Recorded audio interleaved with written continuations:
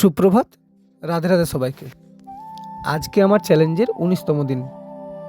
আজ আর আমি একা ছিলাম না, আমার সাথে ছিল কালু আর ব্যালকনিতে বসা এই যে হনুমানজির দর্শন করে শুরু করলাম ওয়ার্ম আপ। শরীরকে ফ্রি আর গরম করার জন্য ওয়ার্ম আপ খুবই গুরুত্বপূর্ণ। তারপর করলাম 15টা বেঞ্চ ডিপস, 20টা নর্মাল পুশ আপস, 15টা ডিক্লাইন পুশ আপস, 10টা chest to all push ups, 15টা Paik push আপস শোল্ডার স্ট্রেংথ বাড়ানোর জন্য। তারপর 30 সেকেন্ড হলো বডি হোল্ড কোরের স্ট্রেংথ বাড়ানোর জন্য। এরপর করলাম 20টা দেশি সাপাটা। অবশেষে বডি রিল্যাক্সের জন্য লেগ বাটারফ্লাই, হেড স্ট্যান্ড আর অনুলোম বিলোম। এইভাবে শেষ করলাম আজকে 30 মিনিটের ওয়ার্কআউট। সবাই ভালো থাকবেন, সুস্থ থাকবেন। রাধে রাধে।